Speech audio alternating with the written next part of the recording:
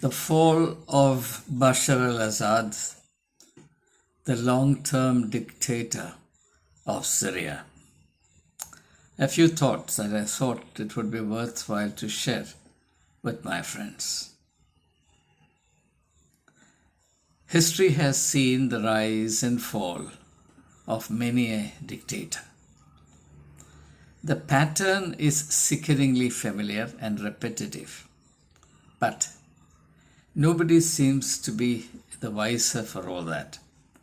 As the cliche goes, history repeats itself, but man never learns.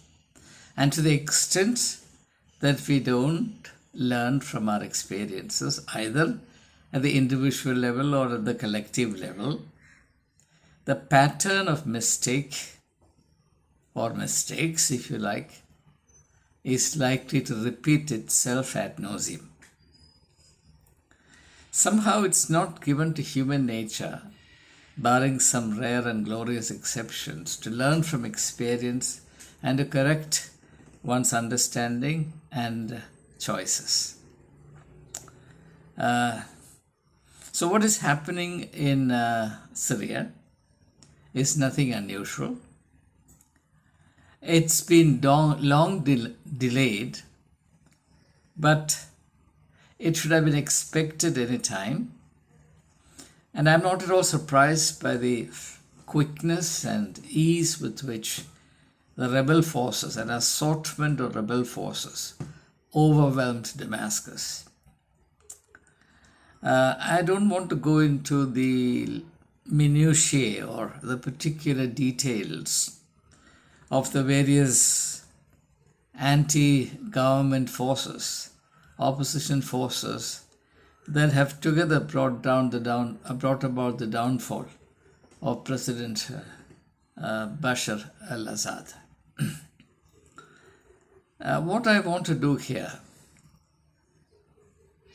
at the risk of sounding cynical, unfortunately we are living at a time when there's hardly any distinction between realism and cynicism, which is in itself a sign of the decay of the human condition. At the risk of sounding cynical, I want to say something about what may be expected, and that within the framework of my reflections of and my understanding of the dynamics of power. And I have to state up front that my perspective on power is more spiritual than political, though my perspective does not exclude the political dimension, because after all, the spiritual perspective is all embracing, and therefore it includes the political as well, though the popular understanding about spirituality, which is equated with piety, is that it excludes and must necessarily exclude political as well as economic, social, etc. For me, spirituality is an integrated vision, and an integrated vision is holistic, and a holistic vision is all-embracing, and nothing is outside its purview or outside its pale. Now, when I watched on television yesterday and day before, especially yesterday, the tremendous expectation as well as the outbreak of celebration, the ecstatic expression of hope, and the widespread feeling that the people of Syria are on the threshold of something unprecedentedly good, something great and glorious, and that there will be a significant amelioration in their condition, and they can all look forward to great days ahead. I was touched by a very powerful spell of pathos, of pain, apprehension, anxiety, because we have witnessed several such instances in the past, and we know how every instance without fail has panned out within a short span of time. But before that, the plight of the Syrians. Quite simply, the people have been victims. The people have been victims. But then I have to say that people all over the world are victims, no matter which country you belong to. The extent to which your victimhood is experienced, the degree of suffering that your victimhood implies could vary. But everybody is a victim in one way or another. My simple thesis is this: wherever human beings organize their life on the basis of power, there will be victims.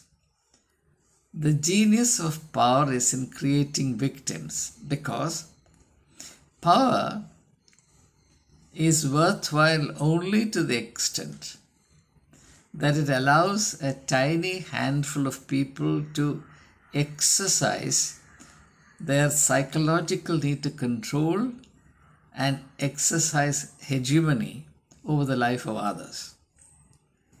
So the powerful need victims.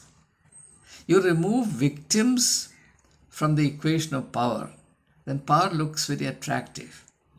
There are only two attractions about power. One is the fact that you can tyrannize over and enjoy sadistic pleasures at the expense of others, making them suffer at your will to any extent without any element of accountability and without any fear of consequence. Much like a man going out on a hunt in the forest and hunting whichever animal he likes. The second, of course, is the license to practice corruption and to acquire massive wealth and to live a life of indulgence, sensual delight, impoverishing the people. So it doesn't take much time in this perverse logic of history for the tremendous outbreak of expectation, ecstasy, and hope on the part of a so-called liberated people to get back to the old rut of enslavement, exploitation, suppression, oppression. And I'm afraid the present euphoria will not last. And the people of Syria will not know peace, enduring peace. I certainly agree that there will be a spell of euphoria which lasts a short span of time, a few years maybe at most, certainly not a decade, but it is inevitable that Syria tumbles back into anarchy, confusion, chaos, and the people once again regain their status as victims. Now, under the Assad regime, 90% of the people in Syria were below the poverty line. Thousands and thousands of people have been languishing in jails. Nearly 1 million people have been exterminated. And please remember that when Assad became the president, there were massive expressions of popular enthusiasm and expectation. This young man who was training to be an eye doctor was catapulted to the position of power by a conspiracy of circumstances, and people thought that unlike his father, who was a terrible dictator, who had no problems in exterminating any number of Syrians, this young fellow who was new to politics would prove a different kettle of fish. But these expectations were belied soon enough, and the son turned out to be a chip of the old block, and the rest is history. So, what is it that we need to learn from all of this? I think people everywhere, whether it is in India or in Syria or in America or Russia or China, any part of the world, they need to come to terms with the psychology and the politics of power. And my friends who are listening to me would recognize that the need to look power in the face and understand it in real terms is right at the heart of the spiritual vision of Jesus Christ. I'll come to that in a short while. Somehow, human beings cannot wean themselves away from their addiction to power. If there is something that people really worship, believe you me, it's not God, it's power. And even when God is invoked, it's not God per se that's invoked, it is power that is invoked. Take any religion you want. Whenever the invocation of God happens, the most universal and most repeated adjective to the person or idea of God is power. God is almighty. Everything comes only thereafter. God is almighty. If God were not almighty, we would not care two hoots for God. If God is only love, if God is only truth, if God is only justice, if God is only compassion, we would have no value for God. Human beings care for God only because He is assumed to be almighty, though philosophers, including great philosophers like Immanuel Kant, said, God cannot be absolutely good and absolutely powerful at the same time, because if God is absolutely good, then how do you account for evil? Especially if you also assume that God is absolutely powerful. And absolutely good and absolutely powerful, God must be able to eradicate evil from this world, but that doesn't seem to be the case. Evil is only increasing. Which means, said or argued Immanuel Kant, that God is absolutely good, but He is also absolutely powerless. So you can't really combine the absolute goodness of God and the absolute power of God. So God is actually powerless. But the only attribute that human beings, irrespective of whatever religious differences there might be on the surface, the only attribute of God that people really love, care for, is God's almighty stature. So ultimately, whether it is in politics or in religion, it's power that we worship. Not realizing that we all become victims of power one way or another. For example, in interpersonal relations, there's always this power game that's going on. Husband-wife relationship, man-woman relationship. It is a game of power, domination, parent-children relationship. There is a constant struggle going on for domination between parents and children. You look at any human association, look at the relationship between religions, parties, social groups, caste groups, international relations, economic enterprises, multinational corporations. Take any part of organized human activity. You will find power play, and that is aimed at keeping the huge, vast majority of people at a terrible disadvantage, so that a tiny handful of people can have total monopoly, total control, total ownership of the lion's share of a society's or a nation's wealth and resources. This is innate in the nature of power. So wherever power is operative, there will be exploitation, and for exploitation to happen and to survive, it is necessary to keep the majority of the people suppressed. And suppression can be done only in a brutal fashion. You can't have a benevolent person who suppresses you. One who suppresses you in order to exploit you has to have a heart of stone. So it doesn't matter which form of government you are under. Even under democracy, which is supposed to be the best of all evil forms of government, all forms of government are supposed to be evil, but the least harmful of all governments is supposed to be democracy. But look at the suppression of people and the suffering of the vast majority of people globally. Even in the best of democratic societies, this is the case. So then what happens under dictatorships? declared dictatorship like in most of the Afro-Asian countries.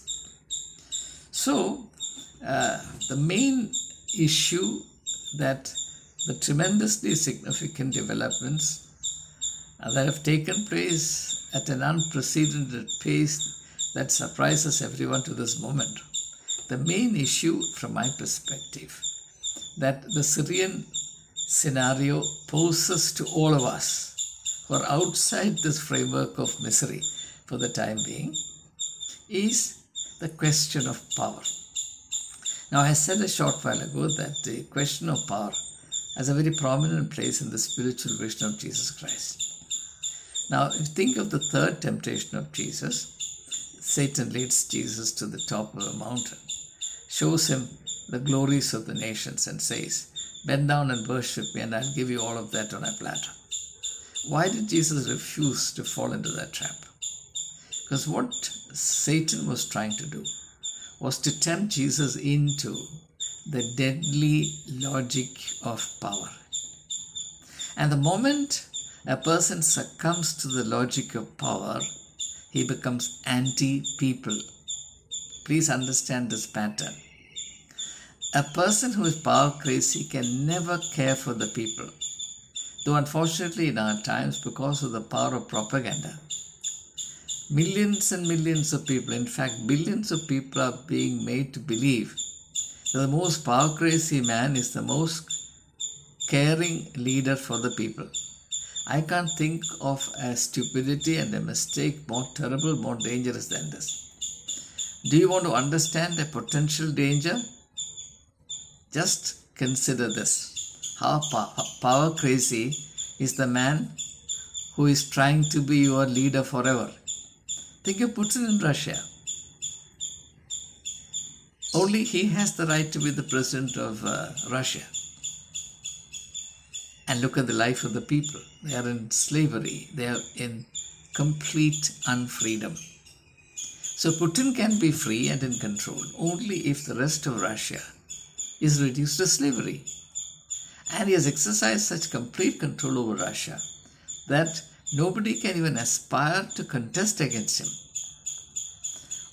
much less oppose him. We all know what happened in Navalny. So that's the dynamic of power. The raw power that Putin has means that everybody else within his jurisdiction has to be a slave, and they have to forfeit all human rights in order that he may have all power.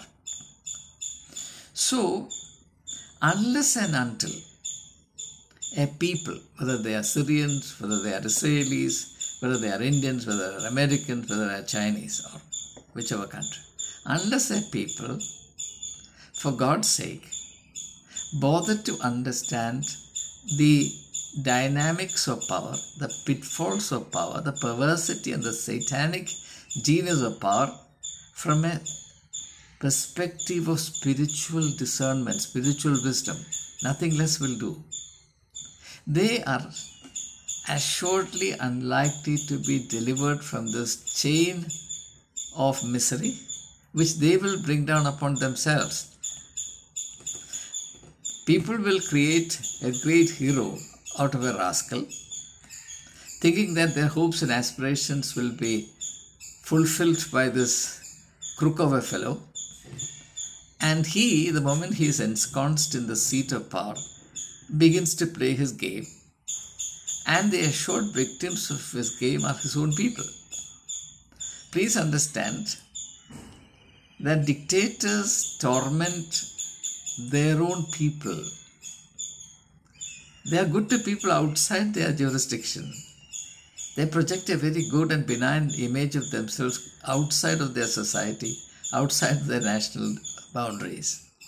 But to their own people, they are insufferable headaches. So, it was to address this perversity of power that Jesus struggled in his lifetime. And Jesus' solution was, unlike the solution that Plato proposed, Plato's solution was to educate political leaders so that they become also philosophers. So you have the concept of the philosopher king in Plato, the Republic. Jesus said that there's only one power in the world which can defang power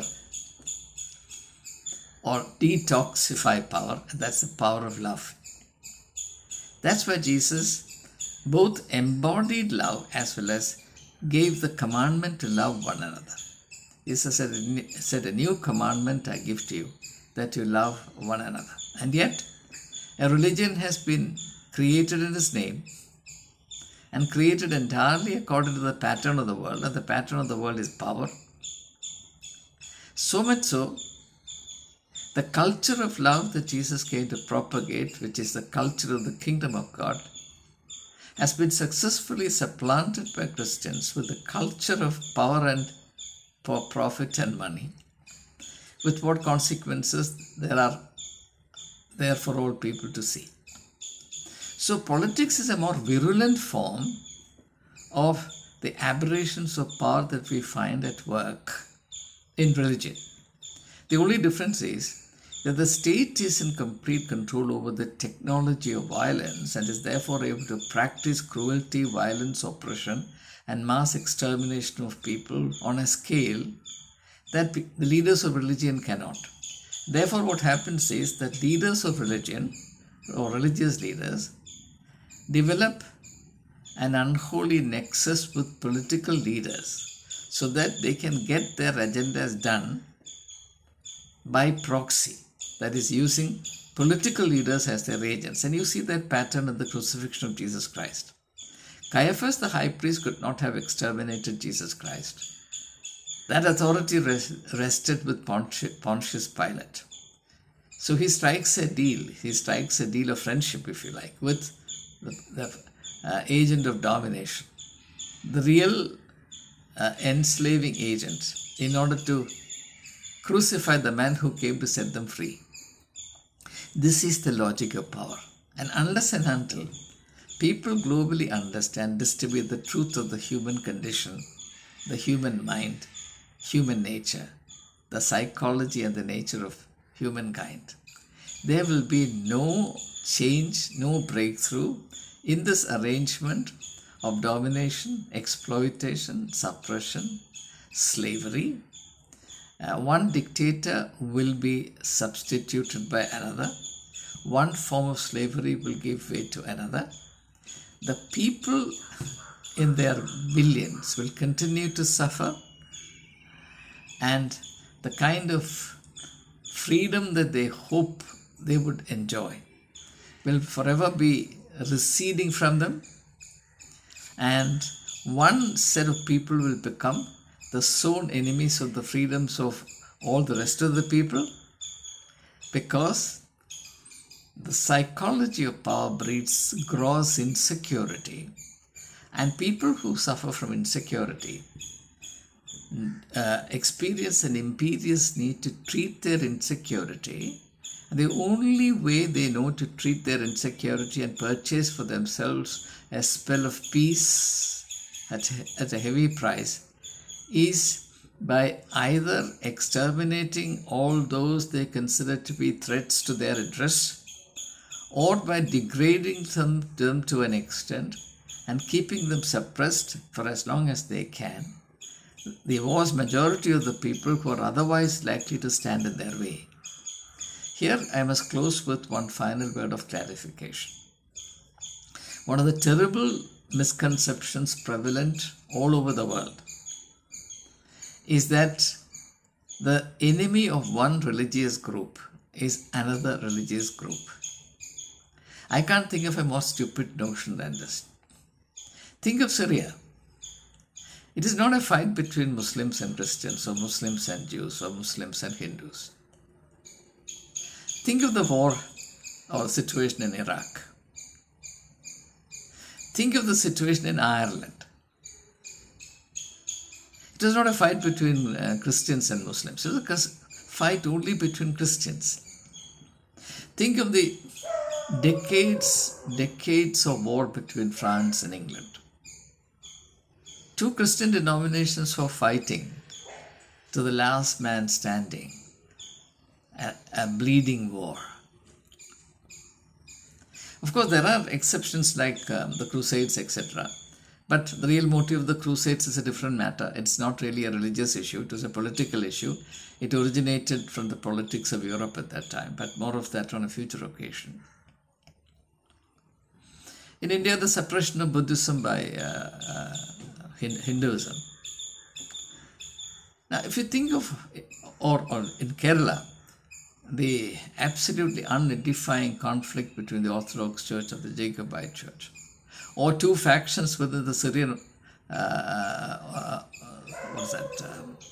the Syro-Malabar section of the Catholic Church, within the same church, irreconcilable opposition.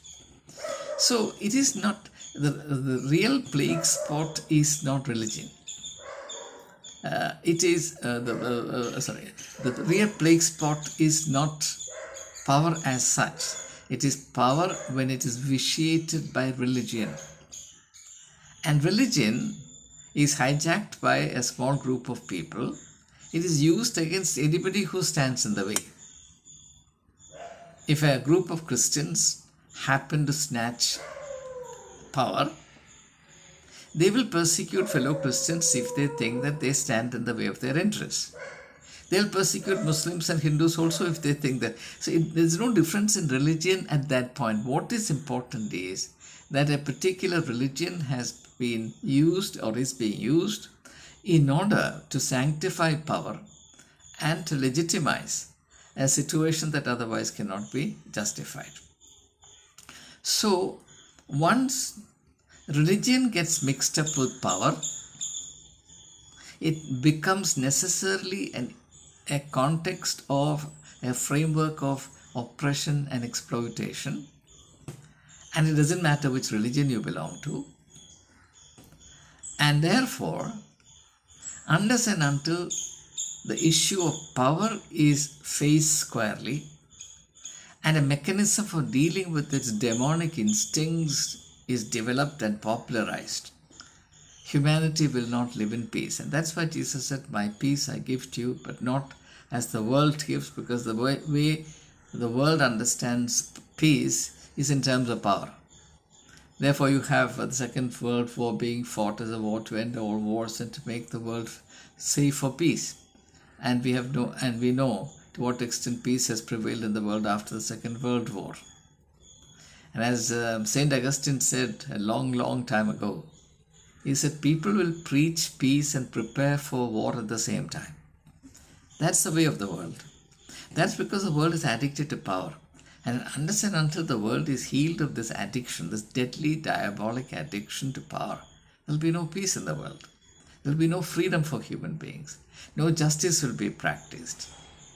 So the most fundamental need for humanity at this present time, at all times really, is to face the satanic aspect of power without any blinkers, and to understand that so long as humanity stands rooted in the dynamics of power, there will be neither any peace, nor any freedom, nor any justice available to a vast majority of people. And therefore, what is in the interest of the people at large is not the substitution of one center of power by another. It is by a shifting of foundation from power to love. As I've often said in the past, the great meaning of the spiritual mission of Jesus Christ, or what I call the Jesus Revolution, is that he substituted, or at least he showed the way to substitute, the love of power with the power of love. The power of love alone can set you free. The power of love alone can make you stand for truth and justice. The power of love alone can help you understand that globally, everybody belongs together in the family of humanity, if you like, the divine family of human beings. And we are therefore brothers and sisters to each other. Even in Kerala, when I talk about brotherhood, several members of my community, Christian community, and an equal number of members of the Muslim community get upset. They think that it will harm their religion if there is peace between Christians and Muslims. That is the extent to which the diabolic and satanic logic of power has penetrated what purports to be the Christian and Muslim psyche or mindset in Kerala. And globally, it's a reflection of a global perversion. And I hope and pray that in our lifetime, we would make some progress in this regard to move away from this perverse psychology of hatred and to reclaim the freedom to love one another and to recognize the fundamental universal reality that we are all children of the same God. We belong together in the family of God. And as Hinduism said, Vasudhaiva Kutumbakam, the whole world is one family. And that insight cannot come from the barrel of a gun. It comes only from the light of God. That's my ardent, firm conviction.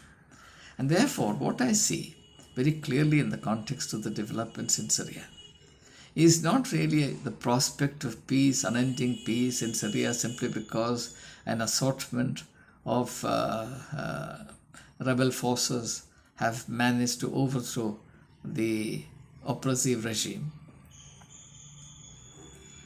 What I see is the imperative need to spread awareness about the diabolic nature of power and to make people understand globally that unless and until the lust for power is tamed and bridled with the discipline of loving one another and treating each other as neighbors who are bound to love one another, there will be no peace in the world.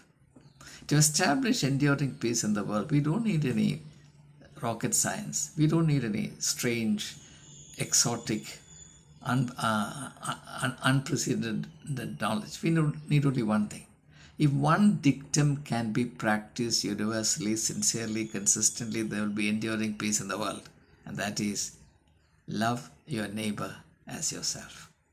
Nothing more is required to establish and maintain peace forever. But that's the one thing that we have not been able to practice. That's the one goal that keeps receding from us. And turmoils the like of which that keep erupting here and there, and particularly looking at the Middle Eastern situation, all of which together state one thing. Do not ask us to love one another. Ask us to kill each other, we are experts. Ask us to fight and destroy, we are experts. It kills us, it fills us with ecstasy. Killing fills us with ecstasy. But loving one another, impossible. It is this perversity that indicates the extent of human degradation and depravity. And unless and until this core issue is addressed, there will be no peace in the world. I hope and pray that there will be peace in the world. But we have to merit the peace that we covet.